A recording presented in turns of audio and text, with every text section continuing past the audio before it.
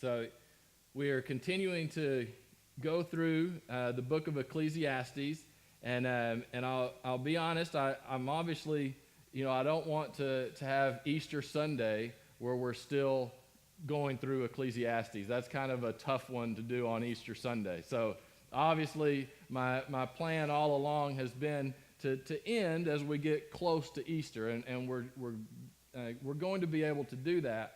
But what I find in Ecclesiastes, it's one of those books that, one, it's hard to find, kind of normal, natural sections in it. Two, there's a lot of repetition, and so it talks about the same thing over and over again in little different ways.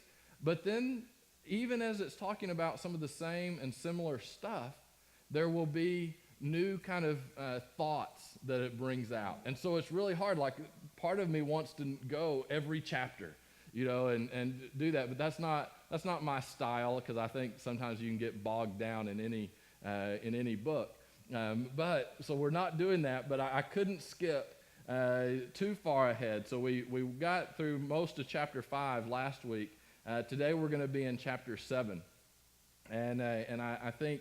I hope that this will hit you the same way, because to me, Ecclesiastes speaks so much to our current context of what's going on in life, which is what the point of the book is, right? It's to show the realities of life that transcend time, that transcend circumstance, all of that, but it certainly applies to today. And so we're going to talk today about kind of our perspective, how our belief, our focus, how our perspective, how it influences our actions, right? That's really important for us to know, and I think we all know that kind of subconsciously, but do we actually think about how much what we believe and what we focus on, how it impacts the way that we live? Because it certainly does. And so it's really important, what do you believe? What do you believe about life? What do you believe, about the future? What do you believe is happening in the world? That's going to impact the way that you act and that you move forward in life. And so let's look at chapter 7. We're going to go all the way to verse 18. We'll probably stop at about verse 15 for this first section. So chapter 7 starts off. It says, "A good name is better than fine perfume, and the day of death better than the day of birth." We've heard that before. "It is better to go to a house of mourning than to go to a house of feasting, for death is the destiny of everyone. The living should take this to heart. Frustration is better than laughter, because a sad face is good for the heart. The heart of the wise is in the house of mourning, but the heart of fools is in the house of pleasure. It is better to heed the rebuke of a wise person than to listen to the song of fools. Like the crackling of thorns under the pot, so is the laughter of fools. This too is meaningless. Extortion turns a wise person into a fool, and a bribe corrupts the heart. The end of a matter is better than its beginning, and patience is better than pride. Do not be quickly provoked in your spirit, for anger resides in the lap of fools. Do not say, 'Why were the old days better than these?' For it is not wise to ask such questions. Wisdom, like an inheritance, is a good thing and benefits those who see the sun. Wisdom is a shelter, as money is a shelter. But the advantage of knowledge is this: wisdom preserves those who have it. Consider what God has done. Who can straighten what he has made crooked? When times are good, be happy. But when times are bad, consider this: God has made the one as well as the other. Therefore, no one can discover anything about their future." All right, we're going to stop there for just a minute. There's quite a few things that really jump out. It starts off kind of in a weird way, and it's talking about how it's better to be in mourning than to be joyous and all of this. He's basically making the point again that life is short, right? We've seen that before. Life is very short. We need to understand that death is inevitable. And it says that one verse. It says death comes to us all, right? But the living should take heed of this. right? And so what he's saying there is he's not saying that it's important that we should always be in mourning, that we should always just go around, oh, we're going to die. No, that's not what he's saying. But he is saying we need to at least acknowledge that, right? Rather than like the fool who just kind of goes through life as a big party and isn't even thinking that, right? Just thinks, okay, everything's going to be okay. I'm not even going to prepare. I'm not going to think about that. No, he's saying, no, we need to acknowledge that life is short. That makes a difference in the way that we live, right? If we know that every day really does matter, that's going to change the way that we view life, right? That life is important. Like the relationships that we have are important. The way that we treat people is important because life is short. So we don't just ignore this. And then it talks about being patient, right? I love that. It says, the end of the matter is better than its beginning, and patience is better than pride. Do not be quickly provoked in your spirit, for anger resides in the lap of fools. This is something that I think we see a lot today, right? We don't want to be patient. We want things to happen right away, right? We want problems to be fixed right away. And when they're not, many times what we see is we see anger, right? Oh, that's not being done the way I want it. It's not being done as quick as I want it. And it can easily start to bring anger. That's not healthy for us. It's not healthy for the way that we live. And we're not having a true perspective on life, because guess what? Things move kind of slowly, right? Life is cycles. It's ups and downs. There's good times. There's bad times. To have a proper perspective in that and be patient with what we're going through in life, understanding that this is part of it. And then at the very end of this section that we read, says, consider what God has done. And this is a great kind of summary, if you will, of Ecclesiastes. Who can straighten what has been made crooked? We've talked about that, and he's used that phrase many times. And he says, when times are good, be happy, right? Enjoy them. Because and acknowledge that, you know what, there are good times, right? So be happy. That's wonderful. But when times are bad, consider that God has made the one as well as the other. So basically, God is there, can be happy, and God is present whenever things are going bad. God is still there, right? And how important that is for us, that's an important perspective to have. Now, the one thought that I want to really kind of dig deep into, all of those things have kind of been talked about here in Ecclesiastes before. But there's something that it really jumped out to me, and I don't know if you caught it as well, but verse 10 said this. It says, do not say, why were the old days better than these? For it is not wise to ask such questions. It's really interesting. And it's always good whenever you, because I know that I've said that before, that basic sentiment, and talked about that. It's really good whenever Scripture actually affirms that, because there are times, we say things that we think are true, but then you're like, well, I think Scripture would probably say something like that, but you don't really know for sure. No, this is pretty straight forward. It says, don't always think that things were better in the past. This is not wise to do. Now, why is that? Why is it not wise to do that? Well, there are two reasons. One, if they were better in the past, right? If it's actually true, what good does it do to just think about that and whenever you're having to live right now? You're not living then, right? You're living now. So if you're always just thinking, oh, it was so good then, well, you're just going to be more miserable now. But I think that's part of it. But I think what it's getting at even more is that, guess what? It wasn't really all that much better back then. Right? So it's not wise to say it was so much better then because it's not true. Right? So it's not wise to let yourself start thinking that. Now, could there have been good times in your life in the past, right? And right now you're going through a tough time? Sure. But guess what? We all look at the past through rose-colored glasses, right? And that's an okay thing to do. I want to, whenever you're at a funeral, 99% of funerals, whenever the eulogy and people are talking about the person, do they say anything negative? Very rarely, right?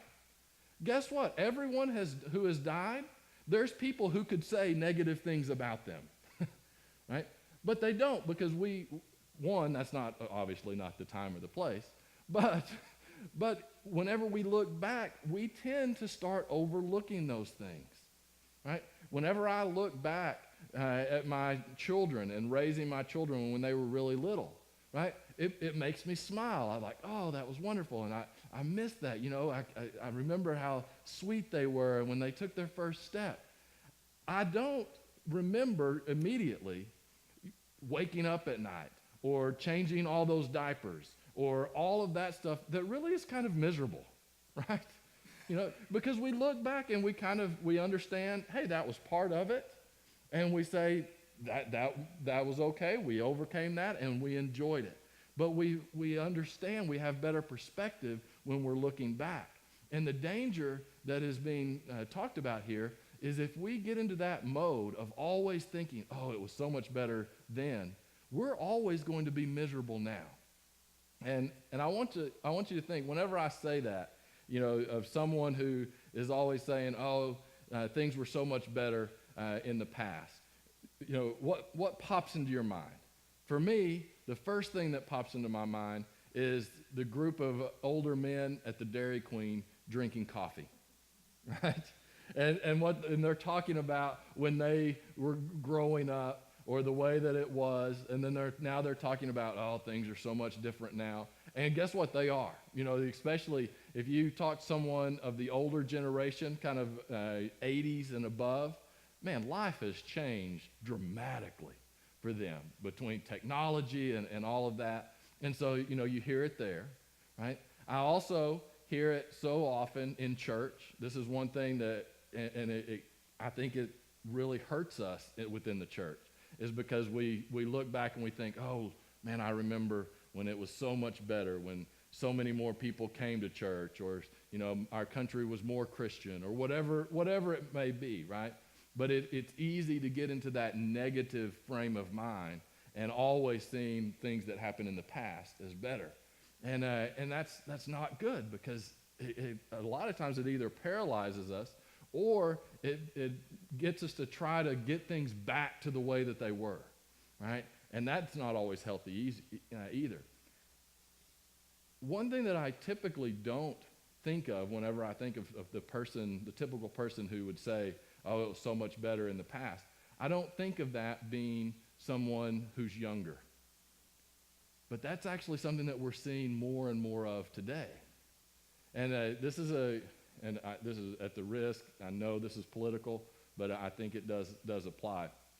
There was an article written in Time magazine about one of the young, up-and-coming congresswomen, right? And this is the author who wrote this, and she tweeted this out after she wrote it, and talking about her conversation. And again, I take the political stuff out of it. Take this from the perspective of this idea of things were better in the past, and then this is interesting. She says, we were born the same year. They're both 29, I believe. We were born the same year. She was a Dunkaroos kid. I like fruit roll-ups. People our age have never experienced American prosperity in our adult lives, which is why so many millennials are embracing democratic socialism. Now, we're not hitting democratic socialism, but that phrase is really interesting, right? That says that people our age, 29, have never experienced American prosperity in our lives. That's basically this type of thinking, right? That, okay, it's not good now. It used to be that America was prosperous. We're not able to experience it now, right? That's a very strange thing, especially since we are very prosperous. We're the most prosperous and spoiled generation ever, right? And we're all kind of complicit in that, and there's good things that come with that, and there's bad things, right? But there's no doubt that we are prosperous. We're healthier, we live longer, we have more stuff, if you want to base it on prosperity on that. All of those measurables are higher than they've ever been. But yet, we still have people, and we tend to do it as well, to say, oh, I long for the good old days. Right? That is not healthy, because it starts to drive you to do things that may be even more unhealthy, because it starts leading to actions. And what it does is it leads to kind of extremism. Right? If you're not looking at life in reality, that there are good times, that there are bad times, that there's struggles, that there's triumphs, that's what life is. And if you think, oh, it's just horrible now, it used to be good, so we need to get back to when it was good and everything was perfect, or we need to move to that place where we no longer have any struggles, it leads you to start being extreme. And I want to continue reading. This is a very interesting. I think you'll, the last verse here really jumped out at me. Verse 15. In this meaningless life of mine, I have seen both of these, the righteous perishing in their righteousness, and the wicked living long in their wickedness. Do not be over-righteous, neither be over-wise. Why destroy yourself? Do not be over-wicked, do not be a fool. Why die before your time? It is good to grasp the one and not let go of the other. Whoever fears God will avoid all extremes. Now, I think there's a connection to these, because I think what happens is, I think if we don't have a proper perspective on life, and we kind of have that perspective that, man, life is really bad now, and it used to be good, so therefore we can get to this place, that, kind of this utopian place off in the future, that leads us, or can lead us, to kind of extremes. But I want to focus on that a little bit. It's really interesting what the writer says here, because he talks about two different responses. One is to be over-righteous. That's an interesting word, right? And what's funny is I don't know if it actually is a word, but it is here. It says over-righteous. That's how it's written in the NIV. If you type over-righteous, all one word in Word, it puts a red line under it, and it separates it out. So it's kind of an interesting thing, but the thought is pretty clear. Righteous, right? So whenever you think of over-righteous, who do you think, what comes to mind? Well, to me, what comes to mind is kind of a fake Christianity, an over-the-top Christianity. Someone that is very loud and very vocal about how much they love God or whatever. But the problem is that you can't live up to that standard, right? And so you're trying to be over-righteous. You're trying to correct the bad in the world by going to the extreme of being critical of everything. And that's what happens, is whenever you're over-righteous, you become very negative, because all you see is the bad things that are happening. And we see that. We see people who are deep, committed Christians, but get so focused on the negative things that are happening that's all that they talk about. And it kind of comes across as over-righteousness. And then we, if any of you are familiar kind of with the Jesus movement or the Jesus freaks, right? In the 60s and 70s, right? And I looked a little bit about that, because now the 70s, that was my time. I was 1, 2, 3, and 4 in the 70s. But so I wasn't quite a Jesus freak. But what it was is you had the hippie movement, of course, in the late 50s, 60s, and 70s, right? And then the hippies, some of them started to become Christians, and they considered themselves Jesus freaks, right? It was a different form of Christianity at sometimes. Sometimes there was some good stuff in it. It wasn't all bad, but the term was really interesting, right? A Jesus freak, right? Maybe that's trying to be a little too over righteous, right? And I've used some of these terms before when people will say, "Man, are you really on fire for God?" Okay, well, what does that really mean, right? Yeah, we should be on fire for God. We should be all in with God.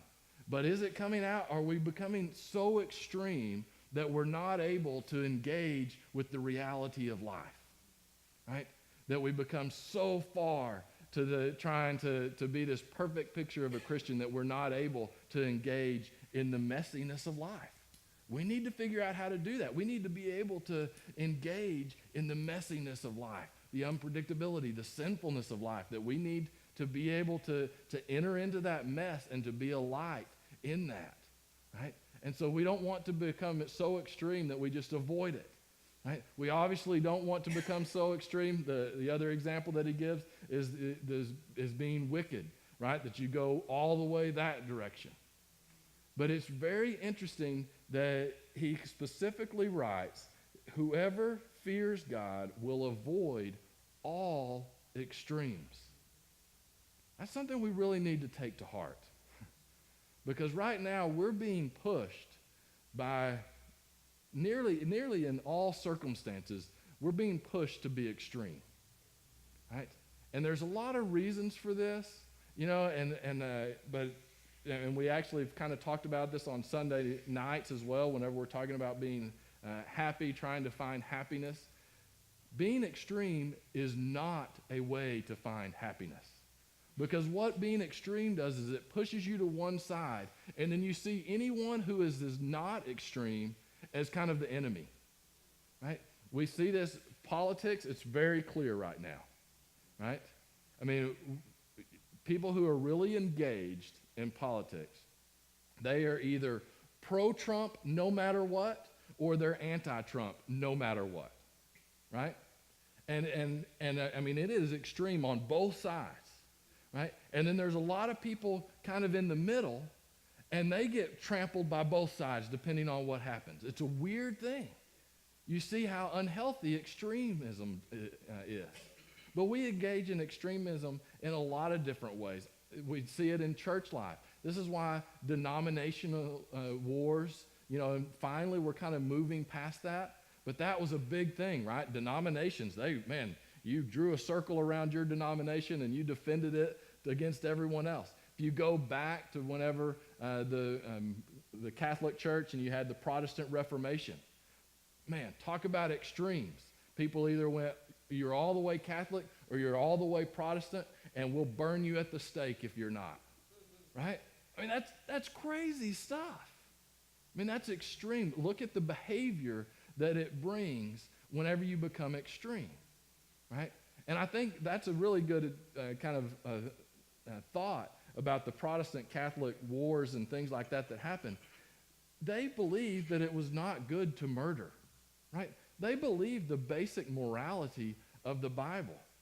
But whenever you get caught in this extremism and you're trying to correct something and make life better, and you think that this is a threat to it, and you become extreme, you start doing things that don't even hold up to your own beliefs, right? And what's crazy is why didn't they read Ecclesiastes then, right? Why don't we read Ecclesiastes now? It applies so much to what is going on in life and how unhealthy extremes are. I think you can even take this to a personal level, right? It is super unhealthy to be a workaholic. Right? It is super unhealthy to be a perfectionist, right? Because those are extremes. We're talking about extremes. And here Ecclesiastes is saying, don't do that. Avoid all extremes. And one of the ways that is important for us to be able to avoid all extremes is that we have a proper perspective, that we are seeing life through God's eyes so that we are seeking him, we are trusting in him, and so we understand, hey, life is not perfect. When there's good times, we're going to be happy. When there's bad times, we're going to remember, you know what? God is still here, right? And we're not going to freak out because we think that it's worse now than it was back then, and we're going to say, hey, we've got to take extreme measures to make sure the future is good, right? Man, we've got to be really careful with that. And we need to evaluate in our life, man, where are the extremes in our life? We're going to watch a video. It's just Psalm 63. And these videos, they're designed just to help us think about God's place in the world, his place in our life. And these are designed to kind of meditate on, to think about. And as we watch this one, I want you to listen to the words. And it talks about God being there, that we put our trust in him, that we start seeing the world through his eyes, that he's the one that brings life into our world. So let's take a moment and let's meditate on this video.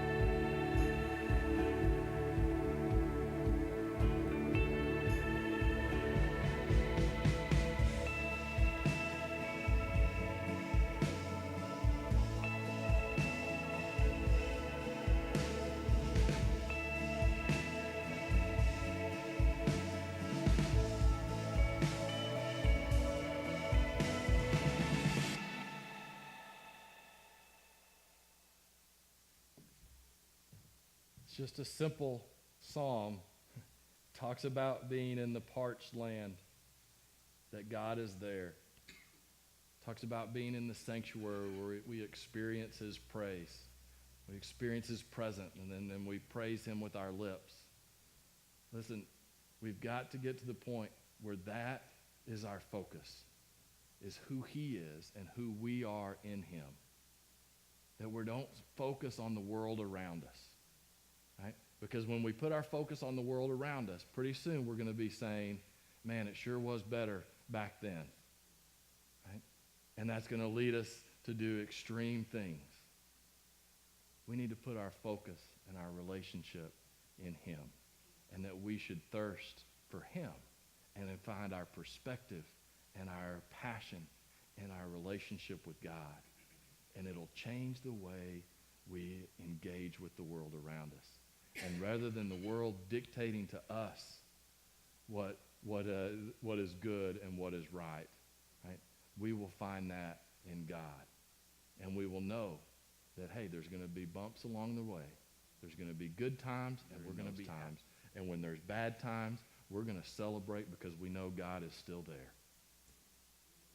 That is a perspective that gives us life and that keeps us from getting sucked into the ugliness and the negativity all around us.